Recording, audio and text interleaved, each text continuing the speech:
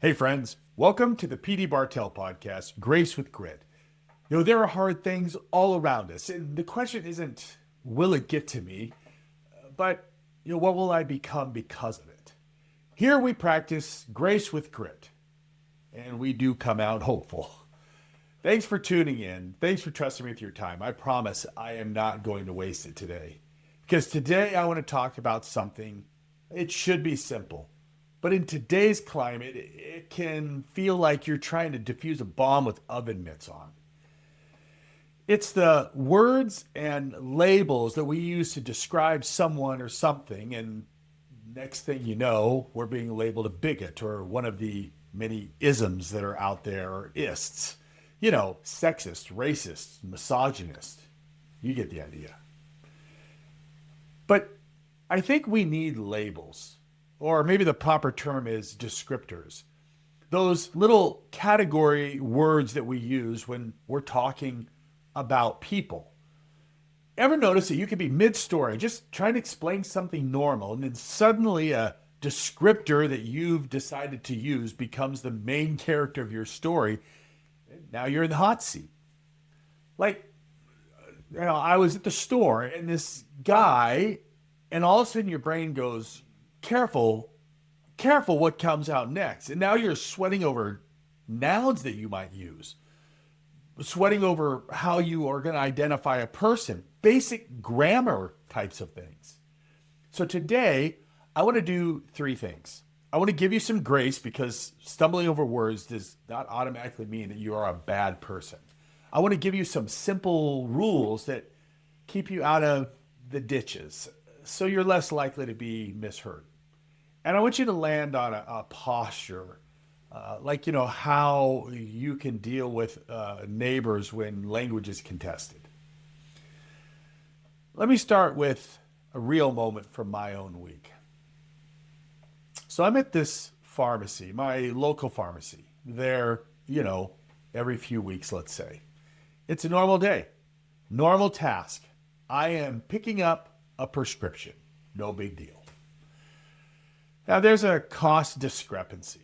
Last time it was one price, this time it's another. I'm not trying to start a revolution here. I am just trying to understand if I'm paying double because somebody, pushed the wrong button. And later on, I am talking to someone about this. Not because it was a big deal. I am just killing some time with this person. We're just talking about parts of our day, and I decide to bring this up. And I start to refer to the clerk who helped me. And all of a sudden, I'm stuck. And why am I stuck? I'm stuck because the clerk at this particular pharmacy appears to be transitioning. I don't know their story. I don't know really what name they use. I don't know what, gender pronouns they prefer. Our relationship is not one where I'm going to stop the line and get in some whole conversation with them. It's not needed when I'm just paying for prescriptions. But in that moment, my brain felt like I had to make a choice. Like I was picking a side. I had to pick a word. I had to pick a pronoun. And, instead of saying the obvious thing, which should have just been the clerk, I stumbled over my own sentence, like I had forgotten how to talk. And suddenly the word choice became the focal point, and even though it was completely unintentional on my part, I walked away feeling bad. And not just because, that was awkward, but because the voice in my head was asking me, what does this say about you? Am I a bad person? So, look, you have to give yourself grace. I have to give myself grace. If you stumble over your words, that is not proof that you're wicked. It's proof you're human. It's proof you're trying not to navigate a complicated moment without hurting someone. If you were a jerk, you wouldn't care. Not that jerks can't grow too, and if that's you, there's hope. One of the struggles is that the listener, that is the one that we're talking to, may be the one telling you that you're a bigot or some phobic. And they really want you to agree with them. Well, I say, don't outsource your conscience to the angriest person in the room. This bad feeling that we get in these moments is, new for many of us. Never before have we felt like choosing a noun is now us choosing a moral identity. And that's why we can feel exhausted in this new war on words.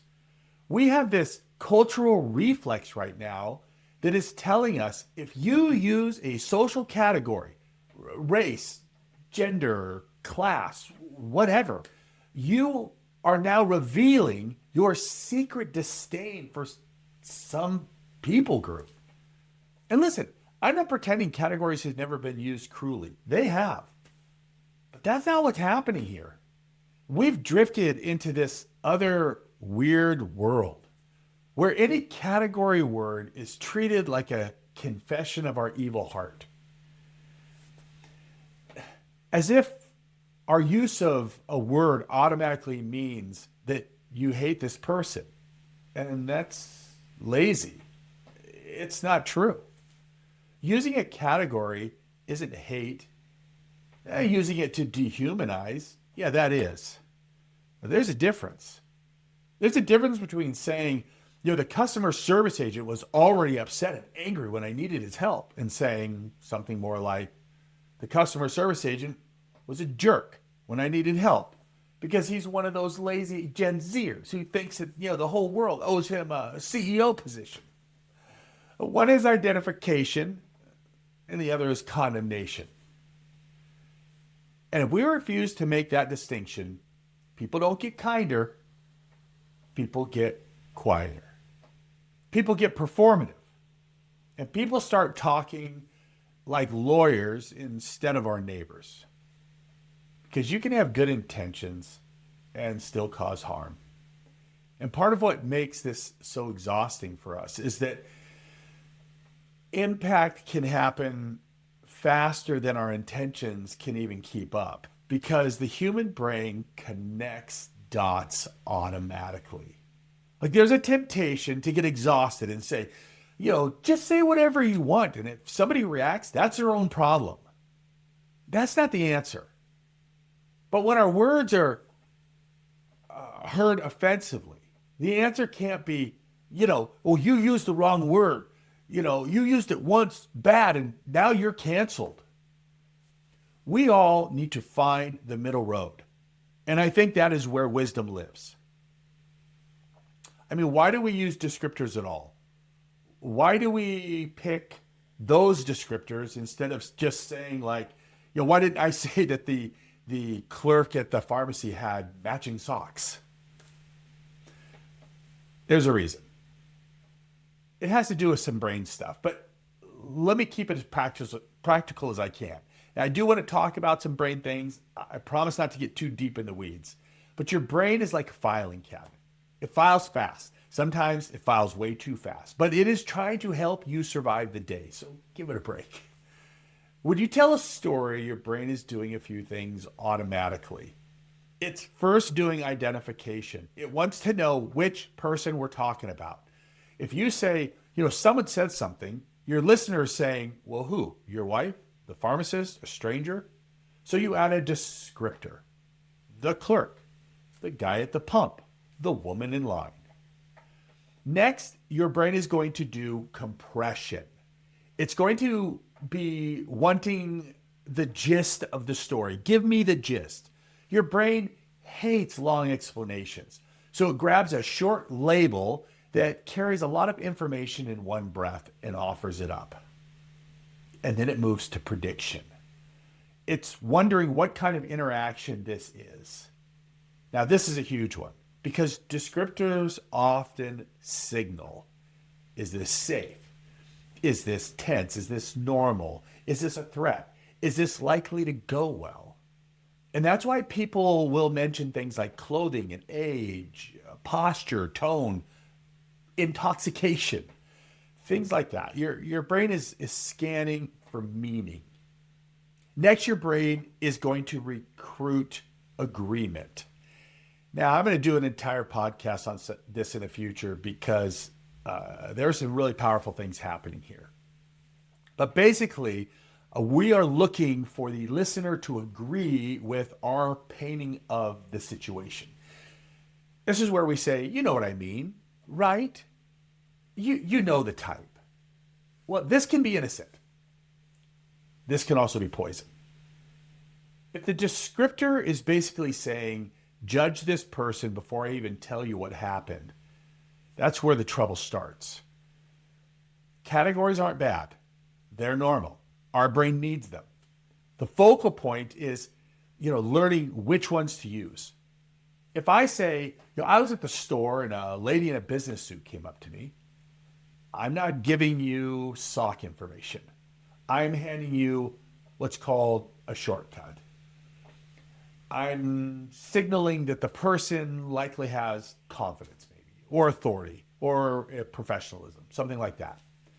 Now, if I say I was getting gas and a guy in torn clothes came up to me, I'm handing you a different shortcut. Now, this might be unpredictable. It might be sad. It might be threatening. Sometimes those shortcuts are accurate. Sometimes they're stereotypes. Sometimes they're prejudices that we have and we dress them up as I'm just describing. So the question is not, do we ever categorize? You will. You need to. Your listeners will. The question is, what are we trying to do with the category? Are we trying to clarify, or are we trying to color it in some way? Now, here's a surprising truth. It's simple, but sometimes people don't realize it, is that we often name what feels like not the default in the situation. Anytime something falls outside of what we think the listener would think is normal, we throw in a descriptor. When I say doctor, most, not all, think male. Or when I say nurse, most, not all, think female. And this can be because of a reality that the majority of those sexes are in those positions. It could be that all of our children's books or TV shows, our culture depicts those sexes in those roles. But whatever the reason, this is what our brain says is normal. So when we experience something outside that norm, we add a category, a descriptor. So people then say things like, I went to a doctor, but they'll say female doctor or male nurse. That doesn't automatically mean sexism, but it can reveal what the speaker is assuming is typical or what they think the listener thinks is typical. And this is why listeners sometimes react like, why did you mention that? What are you implying? This is why people get exhausted, because now a story isn't just a story. It's a referendum on your soul. Why did you use that word? And with all of this, I see two ditches. The first ditch I see is that any category word is bigotry. So if you mention race, gender, class, anything, you are instantly guilty. Ditch two is that, hey, it's just facts. So nobody should react. Both of those ditches are lazy. Like, as a person who writes and talks every single week for nearly 30 years now, let me give you some real help in this area. I'm trying to avoid these ditches all the time, and I'm trying to find that middle ground. So let me give you 5 really quick rules that I think are simple, memorable, practical. They're not political. They're relational. I'm going to give you a wrong way and a right way for each one of these. Rule number 1 is roll before label. In other words, if the label doesn't serve the story, don't serve the label. The wrong way to do this would be for me to say, I was at the pharmacy and this transgender person rang me up wrong. You see, the clerk being transgender has nothing to do with my story. If I use it, I'm implying that it does have something to do with the story. And if I don't clarify, like, why I am using it, I am now allowing you to make and decide that detail. It becomes confusing at best and explosive at worst. The right way for me to say it is, I was at the pharmacy and the clerk rang it up wrong. I hope you can see the difference. One turns identity into the headline, the other keeps the story about the actual issue, the story. Rule number 2, behavior before category. What you want to do is you want to lead with what happened, not whatever box they fit in. In other words, I wouldn't necessarily want to just say, a young kid cut in front of me. The right way to say that would be, someone cut in front of me, or, the guy cut in front of me. The point is the behavior, not the demographic. It has, the demographic has nothing to really do with the event that happened. And it, again, can just cause confusion. It doesn't have anything to do with the story. But if I add it, I'm implying that somehow it does. And I'm leaving, again, up to the listener to determine. Rule 3, least heat, most clarity. I have to focus on this a lot, but I need to choose words that communicate the point with the least collateral damage. The wrong way to say a sentence is, some entitled rich lady came up and started complaining. The right way to say it is, a woman came up and started complaining about the policy. If the point is the complaining, say that. It's okay. Don't recruit your listener to judge her whole life before you even get to the facts of what you're talking about.